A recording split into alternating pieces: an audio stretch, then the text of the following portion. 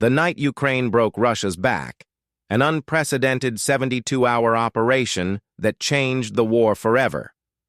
The digital clock in Ukraine's underground command center near Vinnytsia blinked 2200 hours on June 11th, when General Oleksandr Syrsky gave the final approval for Operation Steel Rain, a complex multi-phase offensive that would become the most devastating coordinated strike against Russian forces since Hitler's armies collapsed before the Red Army in 1945.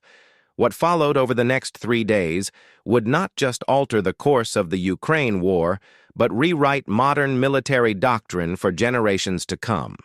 As the order was given, Ukrainian artillery units, reinforced by NATO-supplied precision munitions, unleashed a relentless bombardment on Russian defensive positions stretching from Bakhmut to Kreminna.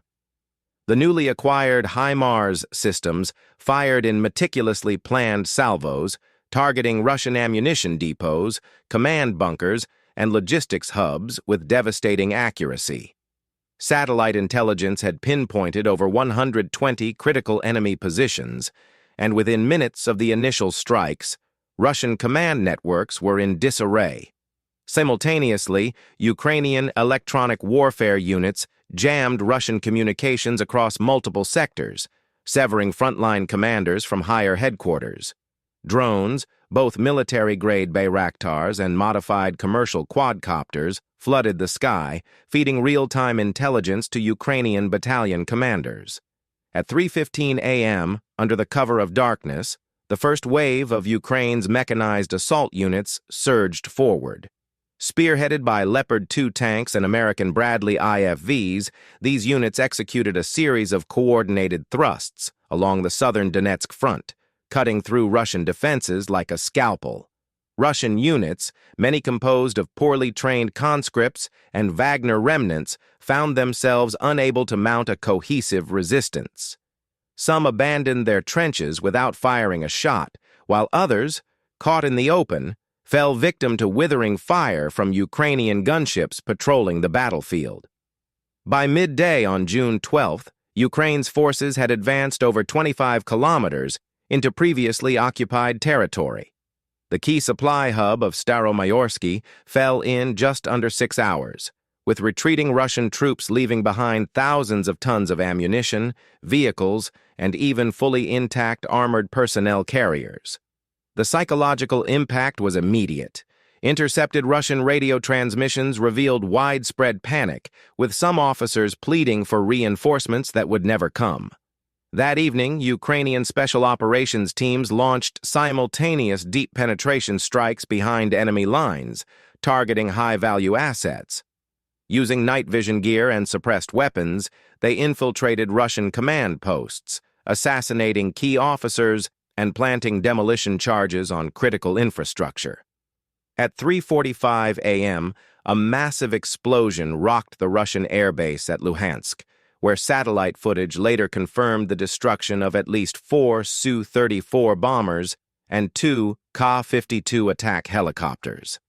As the battle entered its second day, Russia scrambled to mount a counterattack. Reinforcements were hastily dispatched from Belgorod and Rostov, but Ukrainian forces had already anticipated this response. The advancing Russian columns were ambushed by pre-positioned artillery and attack drone swarms, reducing entire convoys to twisted wreckage. Meanwhile, Ukrainian cyber units disrupted Russian logistical systems, delaying supply shipments and causing fuel shortages that left entire armored battalions stranded. On the morning of June 13th, Ukrainian airborne units launched a daring heliborne assault on a key bridge near the town of Svatova, severing Russia's last viable supply line in the region. The move effectively encircled over 5,000 Russian troops, cutting them off from retreat. Russian commanders, realizing the dire situation, attempted to negotiate a conditional withdrawal. However, Kyiv, emboldened by its momentum, rejected any ceasefire talks and pushed forward. By nightfall, the encircled Russian troops, many of them exhausted and demoralized, began surrendering en masse. Footage released by Ukrainian forces showed entire platoons laying down their arms, their vehicles abandoned in the mud. By the end of the 72-hour operation, Ukraine had recaptured over 500 square kilometers of territory, destroyed more than 300 enemy vehicles, and eliminated a significant portion of Russia's frontline command structure. The aftermath of Operation Steel Rain sent shockwaves through the Kremlin. Russian military bloggers and propagandists, usually quick to spin battlefield losses, found themselves unable to downplay the scale of the defeat. Even pro-Kremlin analysts were forced to admit that Russia's frontline defenses had been catastrophically breached. Calls for Putin to escalate the war, including through tactical nuclear options, began circulating in Moscow, while Chinese and Indian diplomatic channels quietly urged de-escalation, fearing global economic fallout. For Ukraine, this victory was more than just territorial gains. It was a psychological turning point.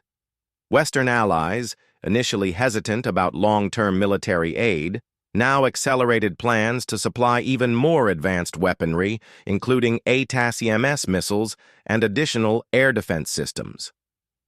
As the sun set on June 14th, Ukrainian troops stood victorious over the smoking remnants of Russian fortifications.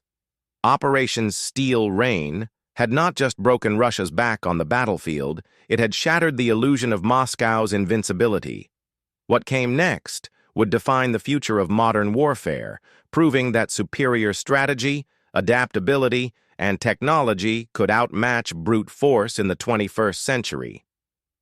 As the digital clock in Ukraine's underground command center near Vinnytsia ticked past 2300 on June 11th, the final phase of Operation Steel Rain was already in motion. At a covert facility near Lviv, Ukrainian electronic warfare specialists executed the most audacious deception campaign of the war.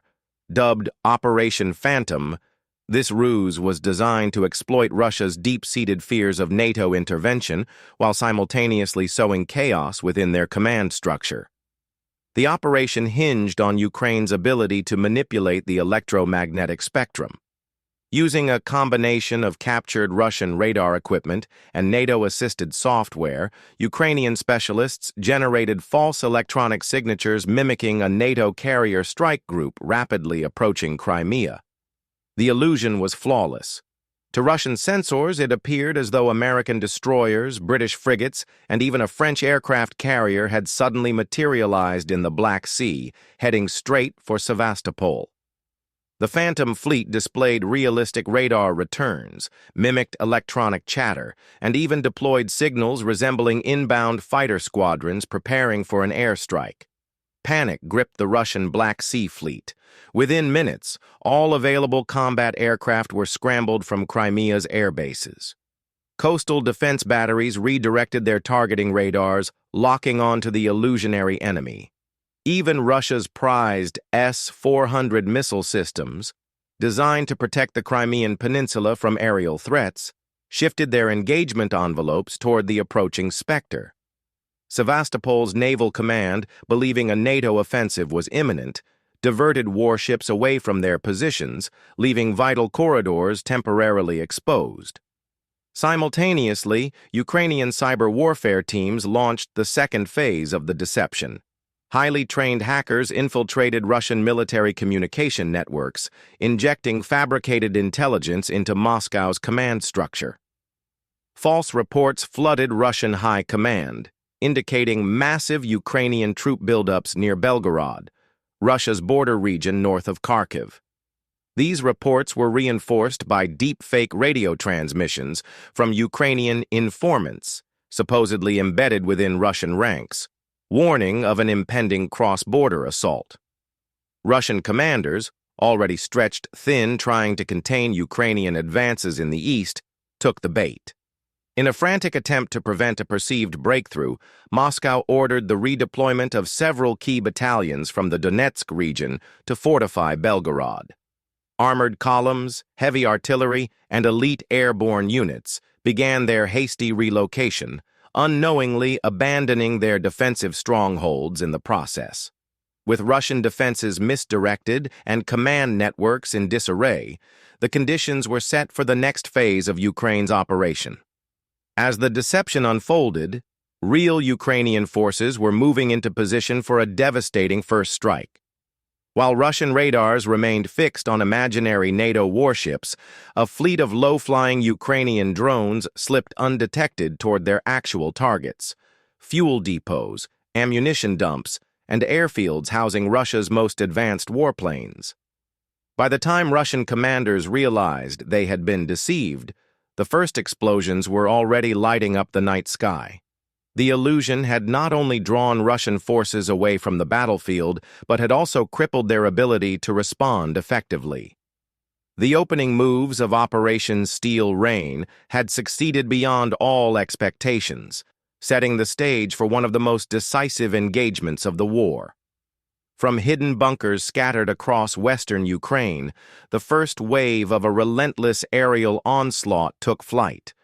Over 300 next-generation Vidra drones, unmanned systems boasting an impressive 120-kilometer range and a payload capacity 3 times greater than previous models, silently lifted off under the cover of darkness, their electric motors rendering them nearly undetectable. These were no mere kamikaze drones, hastily assembled and sent on one-way missions. Instead, each Vidra represented the pinnacle of Ukrainian drone warfare innovation, a sophisticated hybrid system capable of both lethal strikes and electronic subterfuge. Engineers had spent months refining their guidance algorithms, integrating advanced artificial intelligence that allowed these machines to distinguish between genuine Russian military assets and decoys designed to mislead them. The results of these refinements would soon prove devastating. The first wave of drones flew low, hugging the terrain to evade Russian air defenses. Their primary targets were enemy radar installations, the eyes and ears of Russia's anti-air network. Russian forces had long relied on a combination of inflatable radar decoys and old Soviet-era junk, positioned to fool reconnaissance into believing they were fully functional S-300 and S-400 systems. But Ukraine's thermal imaging software, refined with NATO assistance, had turned deception into an art form. As the Vidras approached, their onboard sensors performed rapid thermal scans, identifying subtle heat signatures and discrepancies that distinguished real hardware from decoys with a staggering 98% accuracy. In the dead of night, high explosive charges slammed into genuine radar stations, sending shock waves through the Russian defensive network. For the first time in the war, Moscow's prized early warning systems, long thought impenetrable, began going dark in real time. Russian operators, accustomed to being the hunters, now found themselves the hunted. Confusion spread across command channels as frantic officers tried to determine whether they were facing an isolated attack or the precursor to something far more dangerous. Panic set in when successive control stations, meant to provide overlapping coverage, also failed to respond. Within minutes, entire segments of Russia's radar grid had been obliterated or rendered useless, leaving gaps wide enough for an entire squadron of strike aircraft to slip through undetected. As chaos gripped the Russian command structure, the second wave of Vidra drones arrived, this time carrying a payload unlike anything previously seen on the battlefield. Rather than explosives, these UAVs carried electromagnetic pulse EMP devices designed not to destroy, but to disable. Once within range of their targets, the drones released their specialized warheads, sending powerful electromagnetic bursts washing over Russian anti-air systems like an invisible tidal wave. Sensitive electronic components within the S-300 and S-400 batteries, designed to track and neutralize incoming threats, fizzled out, their circuits fried beyond repair. In many cases, the systems failed without a single visible explosion, creating an eerie silence across Russian defense networks. Operators, staring at blank screens that moments before had displayed vital battlefield information, were left utterly blind. The effect was nothing short of catastrophic. Entire defense sectors that had once been impenetrable fortresses of layered missile coverage were now black holes of vulnerability. Frustrated Russian commanders screamed into malfunctioning radios, desperate for intelligence that no longer existed. Attempts to reboot systems proved futile. The EMP bursts had permanently corrupted critical infrastructure, and the damage was spreading. In a war defined by technological asymmetry, Ukraine had just achieved what few believed possible, neutralizing Russia's most advanced air defense systems without firing a single conventional missile. As the Ukrainian High Command monitored the operation in real time from their secure bunker near Vinnytsia, live drone footage displayed the aftermath of the strikes. Fires burned across former radar outposts, casting long shadows over wreckage that had once formed the backbone of Russia's air defense network. Scattered among the smoldering debris were the lifeless shells of S-400 launchers, their targeting radars dark, their guidance systems permanently disabled. Somewhere deep inside Russia's military headquarters, analysts frantically pieced together reports, struggling to comprehend how a nation they had underestimated had just crippled one of their most vital strategic assets. For the Russian military, this was more than just a tactical defeat. It was a psychological shockwave. The invulnerability of their anti-air systems, a central pillar of their war doctrine, had been shattered in a single night. Worse still, they had no immediate countermeasure. As Ukrainian forces pressed the advantage, launching follow-up strikes that pushed deep into contested territory, a realization began to take hold among Russian commanders. They were no longer fighting the war they had planned for. The battlefield had changed overnight, and with it, the balance of power. As the chaos from the drone onslaught rippled through Russian defensive lines, a second, more insidious phase of the operation was already in motion. 12 teams of Ukrainian special forces, hardened by years of war and trained in clandestine warfare by British SAS and U.S. Delta Force operatives, had been waiting for this exact moment. Some had been in position for weeks, carefully evading Russian patrols, living off the land and biding their time as they studied every movement of the enemy. Now, under the cover of night and the confusion wrought by the crumbling Russian air defense network, they emerged like shadows from their concealed positions. One of the most audacious missions took place near the occupied city of Melitopol, a key logistical hub for Russian forces in southern Ukraine. A 4-man Ukrainian special operations team had been lying in wait just 800 meters from a heavily fortified Russian command post, hidden in abandoned structures and underground tunnels. Their mission was simple yet deadly: use high-powered laser designators to mark priority targets for precision-guided, so-called Falcon missile strikes. As Russian officers scrambled to restore communication lines and coordinate a response to the drone strikes, the green beams of the designators silently painted their headquarters.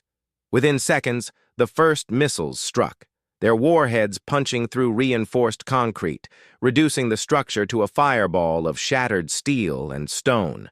Secondary explosions followed as stored ammunition ignited, sending Russian soldiers running for cover. The strike had not only crippled local command capabilities, but had sown panic throughout the ranks. Further south, near Berdyansk, another team was executing an equally devastating but vastly different operation. Dressed in meticulously prepared Russian uniforms, complete with forged identification papers and fluent knowledge of enemy radio protocols, they calmly approached a major Russian ammunition depot. Under normal circumstances, a Ukrainian infiltration team would be stopped and questioned at multiple security checkpoints, but the chaos of the night worked in their favor. Russian guards, already rattled by reports of electronic warfare failures and missing drone operators, barely gave the disguised soldiers a second glance. Moving with deliberate efficiency, the team navigated the maze of storage facilities, planting high-yield explosive charges at critical junctions. With the timers set, they strolled back out into the night, vanishing into the surrounding forests. 30 minutes later, a chain reaction of explosions turned the depot into a fiery inferno, visible for miles. But perhaps the most remarkable mission of the night unfolded in the heart of Russian naval power, Sevastopol. A 5-man Ukrainian infiltration unit, operating deep behind enemy lines, had spent days gathering intelligence on Russian Black Sea Fleet movements. Their objective was not destruction, but something even more insidious: intelligence gathering. Armed with cutting-edge surveillance equipment, they infiltrated the heavily guarded headquarters of the Black Sea Fleet under the cover of darkness.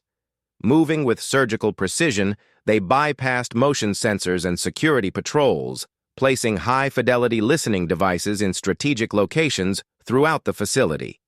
These tiny but powerful transmitters would relay encrypted communications back to Ukrainian intelligence for the next 72 hours before being detected. By the time Russian counterintelligence uncovered the breach, the damage had already been done. Ukraine had intercepted and decoded invaluable strategic discussions, including fleet movement orders and naval coordination plans. Across the battlefield, these small but lethal operations compounded the disarray gripping Russian forces. With command posts destroyed, ammunition supplies detonating in spectacular fashion, and secret intelligence siphoned from under their noses, Moscow's high command found itself struggling to regain control. Frantic orders were issued to secure supply depots and sweep for infiltrators, but it was already too late. The night belonged to Ukraine. As dawn approached on June 12th, Russian officers attempted to assess the scale of the devastation.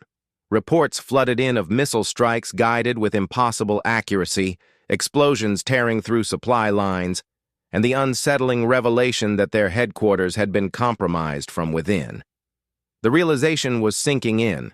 This wasn't just a series of isolated attacks. It was a methodical, multi-layered campaign designed to cripple Russian military operations at every level. The balance of power had shifted overnight, and for the first time in months, the Russian occupation forces faced an uncomfortable truth. They were no longer in control of the battlefield. As the first light of dawn struggled to pierce the dense, smoke-filled sky over the Ukrainian front lines, an event unfolded that would forever etch itself into modern military history. The long-rumored Sokol missile system, Ukraine's answer to Russia's overwhelming numerical advantage, was finally unleashed. Until this moment, even seasoned Western analysts had dismissed the idea that Ukraine could develop an advanced high-precision missile system in wartime conditions. But as the digital clocks inside Ukrainian missile command centers blinked 3 a.m. on June 12th, those doubts were about to be obliterated in a single thunderous barrage. Ukrainian engineers had spent years quietly refining the Sokol system, taking the outdated framework of Soviet-era Tochka-U and OTR-21 ballistic missiles and transforming them into something entirely new. By integrating Western inertial guidance technology, GPS enhancements, and a cutting-edge Ukrainian-designed cluster munition dispersal mechanism, they had created a weapon unlike anything seen before in the conflict. Each missile carried a deadly payload of 24 high-explosive submunitions, their dispersal patterns calculated down to the centimeter to ensure maximum lethality over a wide area. The Russians had no idea what was coming. At precisely 3:05, the first wave of 27 Sokol missiles roared into the sky from concealed launch positions deep in Ukrainian-held territory. Each one climbed rapidly, their trajectories bending toward pre-designated coordinates, where Russian military forces had unknowingly gathered in what they believed were safe rear positions. Russian air defense crews, still reeling from the earlier drone and special operations assaults, scrambled to react, but it was already too late. The missiles had been launched from multiple locations, utilizing terrain-hugging flight paths that exploited gaps in Russia's radar coverage. Within minutes, the sky above Russian positions turned into a latticework of fiery contrails, each marking the final seconds before impact. The first salvo struck with terrifying precision. Near Tokmak, a major logistical hub for Russian forces, A battalion's worth of tanks, self-propelled artillery, and fuel trucks sat idling in their staging areas. Satellite imagery had confirmed their positions hours earlier, and the so-called warheads now sought them out with brutal efficiency.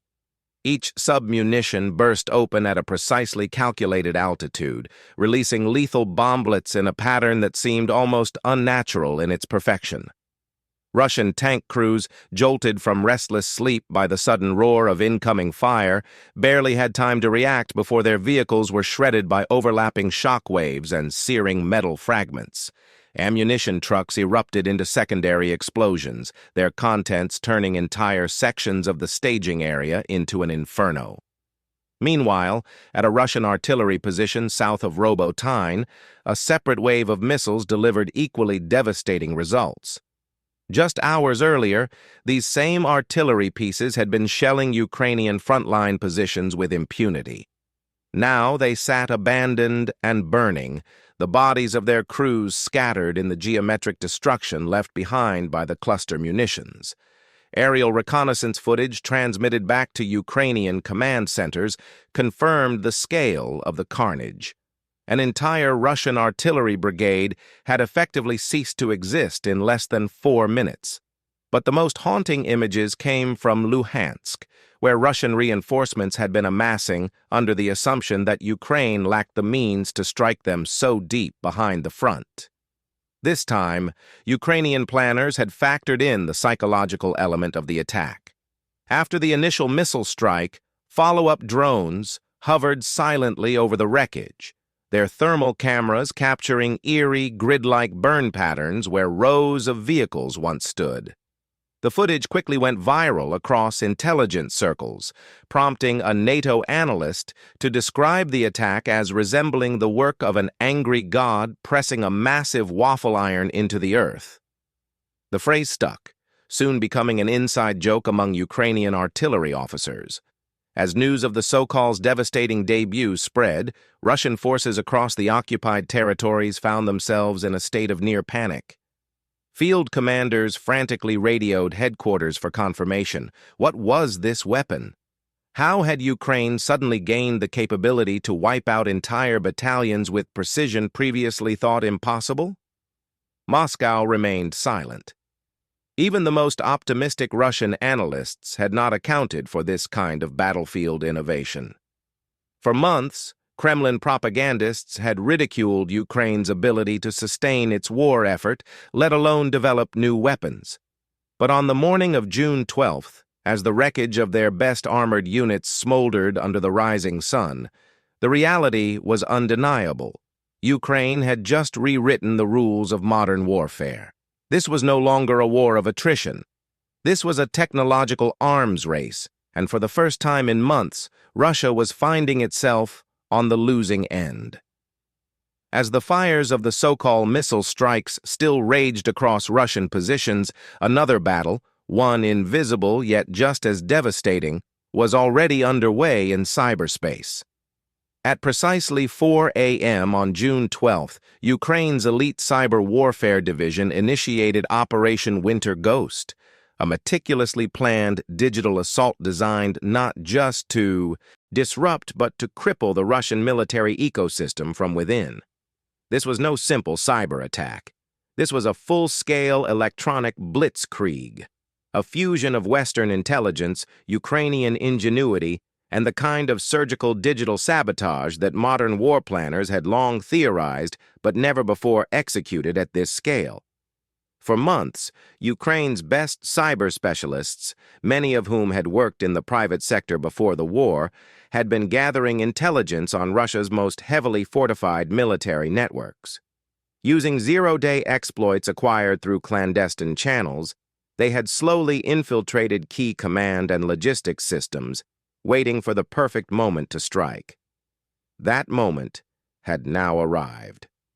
At exactly 4:03, servers inside Russia's southern military district headquarters in Rostov-on-Don began exhibiting strange behavior. At first, it was minor, a few delayed messages, a seemingly random reboot of a secure terminal. But within minutes, the full effect of Winter Ghost took hold. Military communications collapsed. High-ranking Russian officers attempting to relay orders found their digital command systems unresponsive or worse, displaying fabricated Ukrainian troop movements designed to lure them into making fatal errors. False air raid alerts suddenly rang out across Moscow and St. Petersburg, triggering mass confusion as air defense systems scrambled to intercept non-existent threats. Meanwhile, in occupied Crimea and Donbass, a much darker consequence unfolded. The targeting systems for Russia's remaining Iskander missile batteries, a key component of their long-range strike capability, had been quietly infiltrated weeks earlier. Now, the malware took full effect. Instead of launching against high-value Ukrainian positions, several Iskander missiles veered wildly off course, slamming into empty fields or, in one case, a Russian supply convoy near Luhansk. Russian commanders, still unaware of the breach, executed their counterstrikes against phantom Ukrainian offensives, wasting their remaining missile stockpile on ghost targets. But the most profound impact of Winter Ghost came where it was least expected: Russia's logistical backbone. By 4:45 a.m., all major Russian supply depots, rail hubs, and fuel distribution points in occupied territories were experiencing total chaos. The system that tracked fuel shipments from Mariupol to Melitopol, a vital link for Russian ground forces, malfunctioned completely, sending thousands of liters of diesel to non-existent drop points. Digital railway coordination networks in Belgorod and Bryansk crashed, causing logistical paralysis as trainloads of vital ammunition were left stranded hundreds of kilometers from the front. Meanwhile, Russian field commanders, forced to rely on outdated backup systems, began issuing orders via unencrypted analog radio channels, a critical mistake. Ukrainian signals intelligence officers, already monitoring known Russian frequencies, intercepted these transmissions in real time, giving Kyiv an unprecedented level of insight into Russian troop movements. The aftermath: a military ecosystem in freefall. Over the next 72 hours, the effects of Ukraine's cyberkinetic assault cascaded across the Russian war machine, triggering a systemic collapse that Moscow had never anticipated. Air defense collapse. By the morning of June 13th, Russian air defenses, already strained from the so-called missile strikes, had reached a breaking point. Satellite reconnaissance confirmed that 78% of all S-300 and S-400 systems in southern Ukraine had been neutralized. Without effective radar coverage, Crimea was exposed. Within 24 hours, Ukrainian Su-24 bombers, previously too vulnerable to operate deep behind enemy lines, were striking Russian bases in Sevastopol, Jankoy, and Novoozern with total impunity. For the first time since the start of the war, Russian-occupied Crimea was under sustained aerial attack. The once feared Black Sea Fleet, crippled by months of drone and missile strikes, now had no effective air cover, and its remaining warships began retreating to safer ports deep inside Russia. Command breakdown. The destruction of 3 major Russian command posts near Melitopol, Vasilivka, and Tokmak decapitated Moscow's ability to coordinate frontline units. For 72 critical hours, field commanders were left in a state of disarray, issuing contradictory orders or, more often, receiving no orders at all. Entire Russian battalions, cut off from operational intelligence, began falling back toward pre-war defensive positions, unsure whether they were advancing, retreating, or holding the line. Artillery crisis. Among the most immediate consequences of the strikes was the destruction of the Vasilivka ammunition depot, a colossal loss for Russian artillery operations. This facility housed an estimated 130,000 artillery shells, the bulk of Russia's Zaporizhzhia sector firepower. Its destruction, combined with the severing of rail supply lines, triggered an instantaneous ammunition shortage. Within 48 hours, Russian artillery fire dropped by 63% across the southern front. Ukrainian infantry units, long accustomed to relentless bombardment, suddenly found themselves moving forward uncontested. Russian forces, unable to respond with counter-battery fire, saw fortifications overrun in broad daylight, their defensive positions collapsing without a single shot fired in return. Electronic wilderness. With secure digital communications severed, Russian commanders resorted to Soviet-era analog radio transmissions, assuming, wrongly, that this would protect them from further cyber interference. Ukrainian SIGINT teams immediately began intercepting orders in real time, feeding enemy troop positions directly into Ukraine's artillery targeting systems. For Russian frontline units, this created a living nightmare. Any unit that dared to transmit orders found itself targeted within minutes. Some Russian officers, realizing the danger, began ordering troops to maintain complete radio silence, but this only worsened the command paralysis already gripping the battlefield. The human dimension, panic, mutiny, and despair. Beyond the physical devastation, the psychological shockwave of Ukraine's unprecedented cyberkinetic assault was impossible to contain. By June 14th, intercepted communications revealed a military in full-scale breakdown. Entire Russian battalions refused to man positions that intelligence suggested would be targeted next. Officers, desperate to avoid being assigned to the front, began falsifying readiness reports, exaggerating casualties to justify retreat. In the southern sector, Russian soldiers began looting their own supply depots, hoarding food, fuel, and weapons in anticipation of an imminent collapse. Meanwhile, in Moscow, the Kremlin scrambled to understand what had just happened. Within 3 days, Russia had suffered one of the most catastrophic battlefield defeats in modern history, not from overwhelming force, but from a masterclass in asymmetric warfare, a combination of drones, missiles, cyber warfare, and psychological operations. This was no longer just a war of attrition. This was a paradigm shift in modern warfare, one that militaries around the world would study for decades. And for Russia, the question was no longer, how do we win? It was, how do we survive? The global shockwaves. By mid-morning on June 14th, news of Russia's catastrophic military collapse had spread far beyond the battlefields of Ukraine. What had begun as a meticulously planned multi-theater assault had now escalated into a global crisis, sending economic, political, and military shockwaves rippling across the world. Financial markets reacted violently. Oil prices, which had been fluctuating between $85 and $95 per barrel, suddenly skyrocketed past $142 as fears of a wider regional conflict gripped investors. The Moscow exchange plunged 37% in a single day, triggering automatic trading halts as panicked investors dumped Russian assets. The ruble, already under strain from years of sanctions and capital flight, collapsed to 132 against the dollar, wiping out billions in Russian wealth overnight. For the Kremlin, the economic repercussions were only the beginning. NATO, having monitored the stunning battlefield developments in real time through classified ISR, intelligence, surveillance, and reconnaissance assets, immediately activated its crisis response teams. In Brussels, the NATO Secretary-General convened an emergency summit, warning that the destabilization of Russia's southern front presents new and unpredictable threats to European security. But the most unexpected response came from Beijing.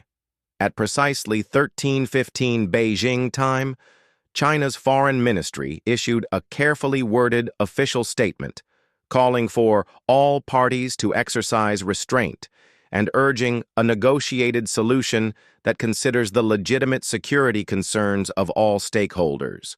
To most analysts, the meaning was clear. China, while not outright condemning Moscow, was now distancing itself from a Russian leadership that suddenly appeared far more vulnerable than anyone had previously thought possible. Across the world, the question was no longer, will Ukraine win?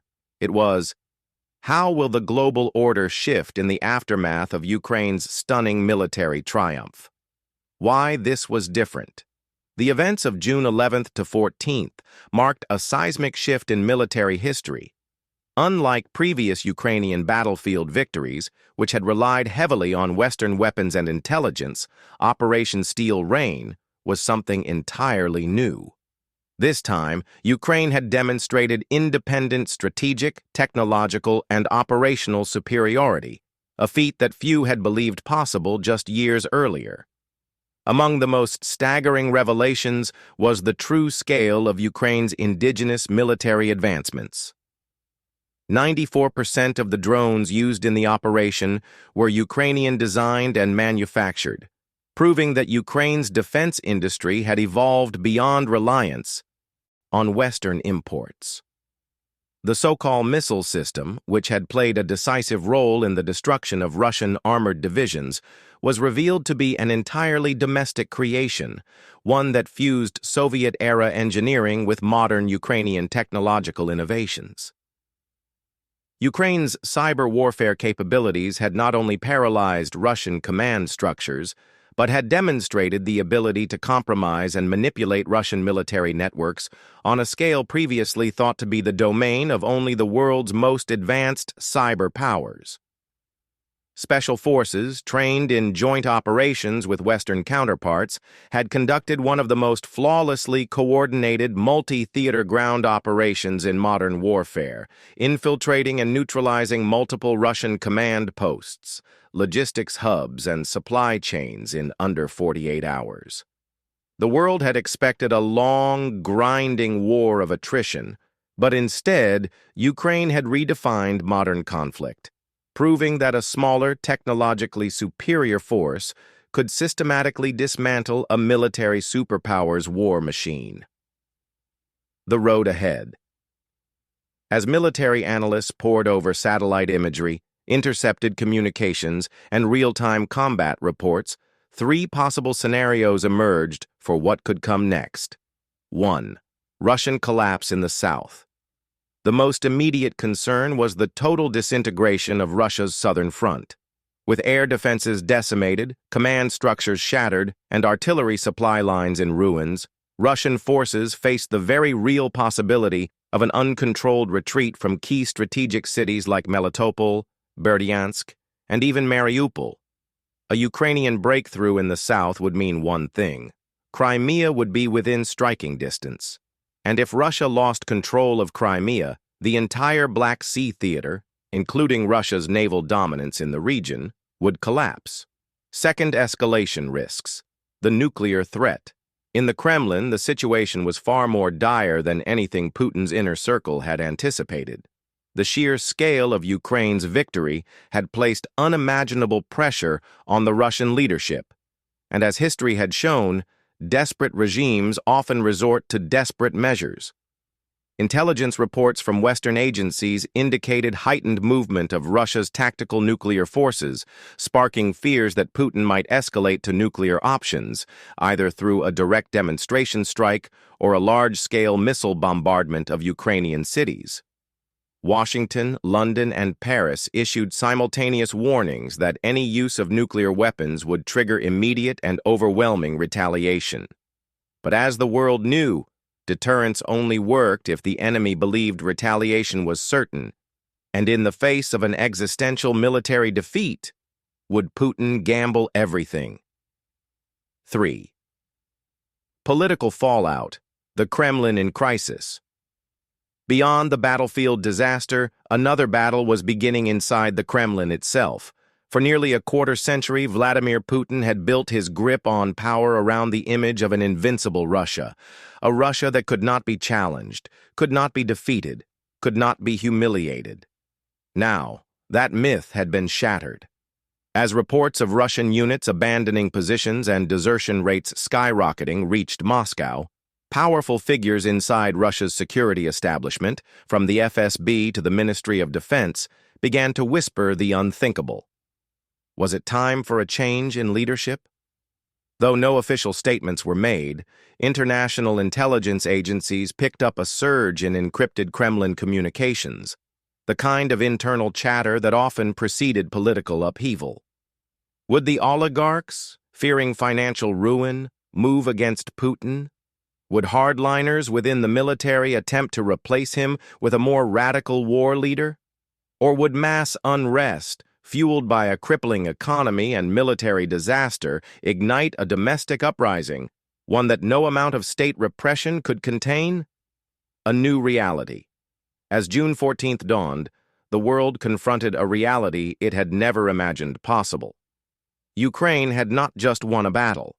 It had systematically dismantled the military capabilities of a nuclear superpower, and in doing so, it had rewritten the future of modern warfare. But with Russia humiliated, its leadership cornered, and the balance of power in Eurasia shifting, a far more dangerous question loomed. How would a wounded Russia respond? In war rooms from Brussels to Beijing, from Washington to Moscow, strategists and world leaders knew they had just witnessed one of the most significant turning points in 21st century history. The only certainty was this: nothing would ever be the same again.